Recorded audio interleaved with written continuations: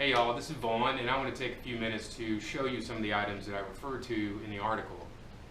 Specifically your paddling and your stance and pop-up when you're riding a shorter board for the first time. Now this was my first step down. It is technically a fish board. It's 7 feet long, but it really is a long board that's made to look like a fish. It's got very thick rails, very flat rocker, but it does have a thruster set up for that added turn and speed capability. Now you will notice I don't have a tail pad on this board. Primary reason is this is almost 50 liters of volume. There's no way I can duck dive it. It's too much float for me to push down into the water. But if you have a board that's 40 liters or less, really get that tail pad. It's going to help you a ton when you're duck diving for your toe leverage off the little kick up in the back. So let's talk about paddling here. When you first get out on the board, it's going to feel really strange under your belly. It's going to feel like you don't have much control, a little squiggly in the water.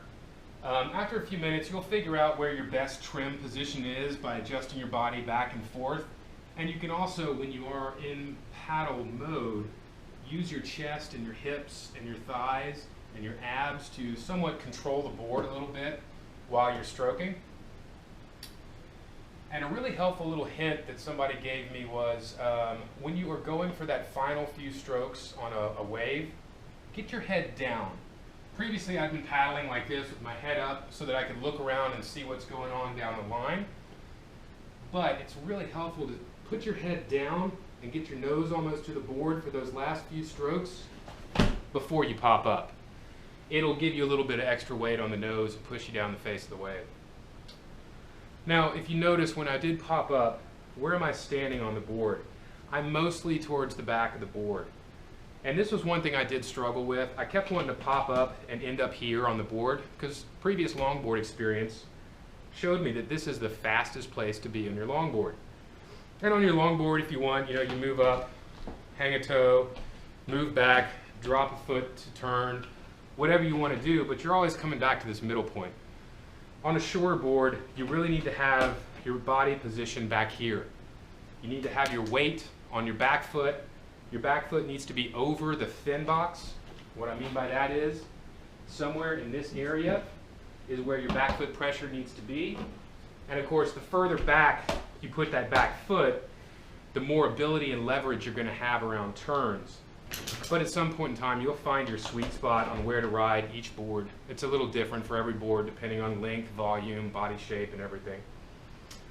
So this is your stance. Now when you are going down the line, you might occasionally move up every once in a while on a larger fun board shape like this to help push you through some flat sections, or if you get stuck in the white water and need to pump out of it a little bit. But you will be returning back to this position of control where all your power and push is coming off that back leg. And that's where when you dig in and put your weight down, you're flexing the board and you're flexing the fins, and that's then causing the board to gather speed as you push out of turns. So really, the tail pad does help out a bit with the back foot, because when you do pop up, if you have a good tail pad on here, when you pop up, you'll know where your back foot is, and you don't have to physically look down at it. You can just feel where it is and keep your eye on the wave. So again, I know I don't have one on this board, but I do recommend you get one for just about any board you ride that's under 7.6. Hopefully this has been helpful. If you guys have any other questions, comments, just want to reach out to me and say hi, my email is along with the article. Happy to help you out if I can. Good surfing to you, and you all have a good one.